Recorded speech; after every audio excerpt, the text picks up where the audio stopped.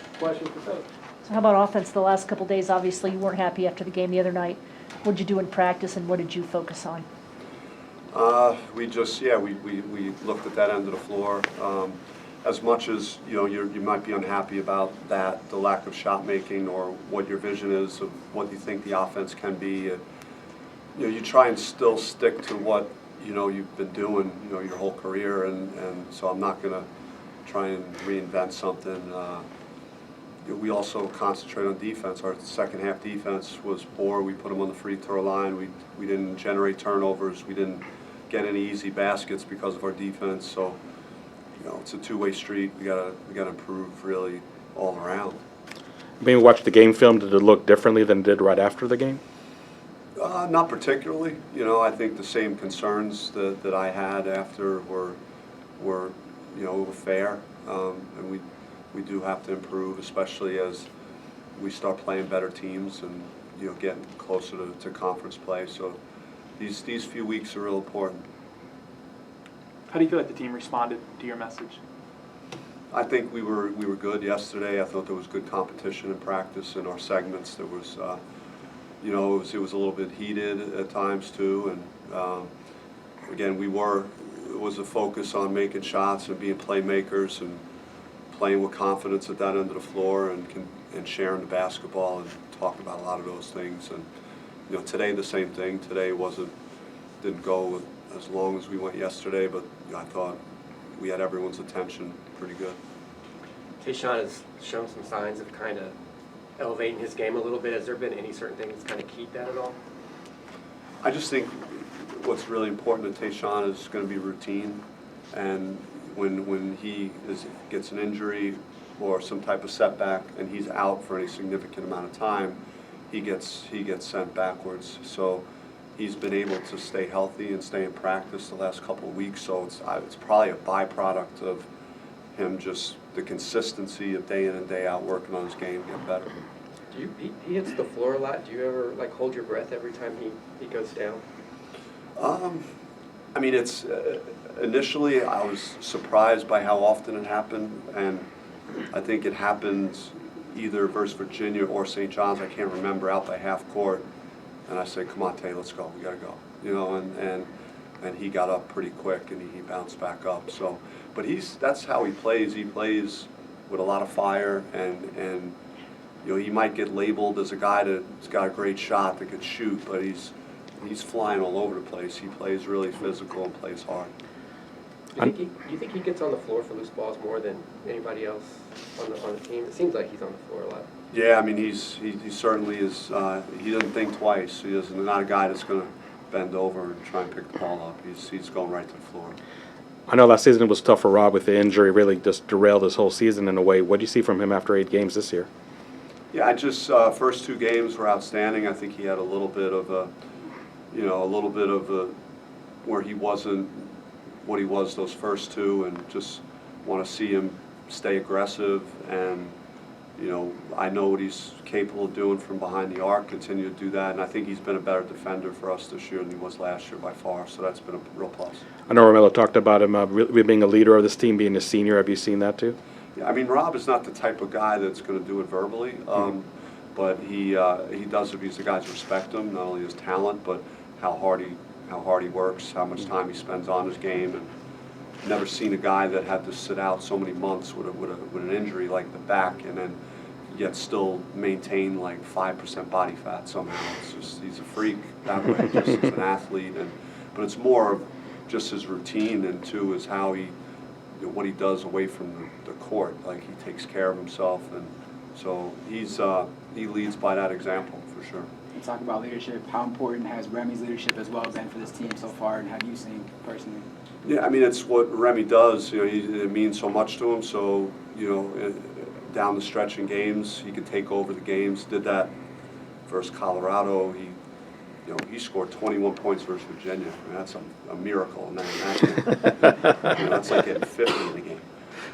And then St. John's, he was a big reason on the comeback there. So he's had those type of games for us, those type of performances, and we're just trying to talk to him about just getting everyone involved too, and making sure he's getting guys shots as we're going. You mentioned after the game Saturday night him being more engaged. Did you talk to him after the game about that, or the next day in practice, and what was his response? I just thought he was too quiet, in the second half, and we needed more of the passion that he has and the toughness and more of the verbal energy that he brings to the team. And it wasn't quite what he normally would bring. So, yeah, I spoke to him about that. Any reason why you think? Any hypothesis on why that game specifically? Well, I mean, his numbers weren't great. It's so hard, no matter how much experience you have as a player, how much you've done, to maybe sometimes you're in your own world, and you might be thinking about some plays that you didn't make, or why did coach take me out of the game, and certain things, and then you get sidetracked from doing what we need him to do, which is run the show out there and communicate with his teammates and just be less tolerant when we're not playing well, and make that a point. Besides the coaches just asking for better performance, he's earned the right to be able to demand that from the group. By the time you play Georgia this weekend, it'll be about 10 games into the season. How many games do you think you need as sort of a litmus test to see where this team's at, and what are you hoping to see out of them?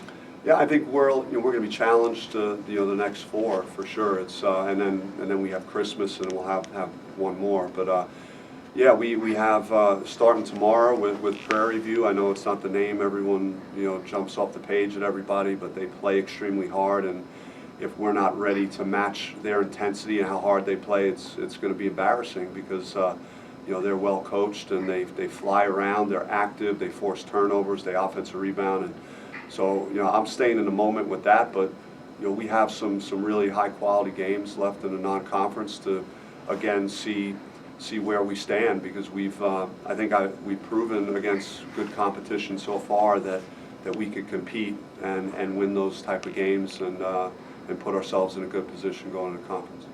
You mentioned after the last game that you needed to see Verge really start to find his flow a little bit more, and not necessarily be so much in his head.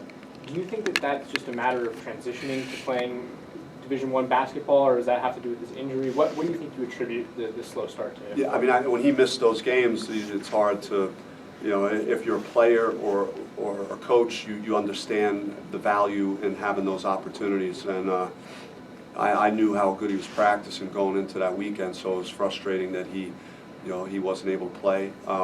But now, he looked pretty good yesterday. I would say more so than today. But I think he's the type of guy that needs to see the ball go through the basket a couple times, and then things could really come together for him. That being said, I think he's got like 15 assists and 4 turnovers. So he hasn't disappointed in those areas. I think he's shown his creativity as a passer.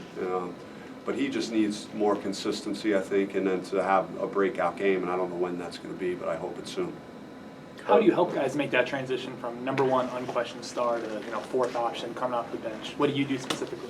Yeah, I mean, he didn't have the off season to be in that role. That's just how it's happened. So I think it's been a little bit of misfortune for him, because again, if you asked me, I thought he would have been one of our key scorers, and still a lot of season left. So I don't doubt that that's still a possibility. But he's got to get back to having fun playing, and just having confidence. Hopefully he's did some things well in practice the last 2 days, and then it'll carry over into the game tomorrow night. Coach, just 2 years ago today was that win at Kansas. Just with the hindsight of everything that's happened since then, how defining was that win for the program? Yeah, I mean, it was. I can't believe it's been 2 years. That's crazy. It's time flies. But it was a highlight, in my life, and getting a chance to coach that game and with that team was a special group to me, and so it was one of the fun moments that I've had as a coach. Melo talked about using his left hand more and learning to kind of vary up his game, and that's the reason why he's had the run that he's had. From your perspective, how has he improved his repertoire this season? I think if you watch him, the game has slowed down for him considerably. When he gets it, sometimes he might go quick because he knows a double's coming and he thinks he could get to the bucket. But he's also being real patient and really reading the defense, and he's trusting all the work he's put in. He's working down there with Coach Berno, and they're putting a lot of time on an assortment of moves in the post. So he's just not trying to bully his way to the basket. He's really using all his footwork, and like you touched on, that left hand has been a real addition to his game this year. Just to piggyback on that, that's sometimes underrated that players that don't shoot as well with both hands sometimes really don't develop to be the player they can be. You don't want to be so reliant or feel like that you can't utilize.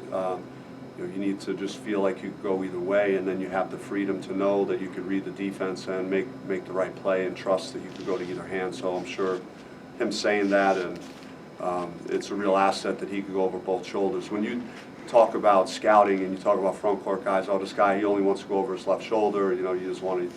So I think with Romello, he's mixed it up so much that it's hard in scouting to really take either hand away. Romello said too, obviously not to, we're talking about obviously the win over Kansas and beating them again in your time here, more so of going to hunting those teams down, to having the target on your back.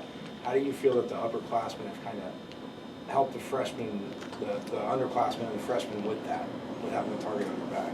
Yeah, I just think, over years playing all these games, these high-level games, not only in the Pac-12 but in the non-conference and in the NCAA tournament, that we've had multiple classes of guys that have been in these big games, these wars, and so they know how to play in those type of games now and play well. And I think they set the standard of, hey, we shouldn't just be competing against Virginia. This should be a game that we expect to win going into the game. I think we played that game that way. It didn't turn out in our favor, but we competed that way, and I think it filters down from our older guys that have been in a bunch of them, through some of the new guys. They understand what it takes and what we're striving for. Is there anything going on with Mickey at all? I mean, I like what Mickey has done, considering he was basically out for a year and a half. I mean, his weight is good. He's moving good. He's a little over 2 weeks now of being fully cleared, so there's no restrictions, and he's practiced well. I mean, there's so many guys. It's hard for everyone to get reps, but he's shown a lot just in a short period of time here. So, I'm noticing that, and he's got to get some more practice time under his belt, but he's starting to look good. So he's been practicing without restriction for a couple of weeks? Yes. Okay. And is there a timetable for when he might return? He could potentially dress tomorrow, but again, that means he's available to play. I think for me, it's when you miss that much time that you just need more time on the floor to make sure that you practice enough, and before then I would even consider whether how he's going to play or how he fits into what we're doing.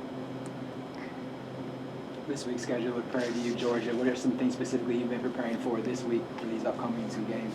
I mean, they're good at turning people over. Prairie View is. I touched on how hard they can play, how hard they compete. I think they're well drilled just in fundamentals of defense and closing out with active hands, getting deflections, taking charges. They're one of the best charge teams I've seen on film. So talking about our guards to make sure they have a plan when they leave their feet, and offensively, and then we got to be physical and block out. They go to the glass really strong, and Georgia's talented. I don't look to Georgia right now. I'm focused on Prairie View, but I've seen Georgia play a couple of times this year, and I know how talented they are at certain positions.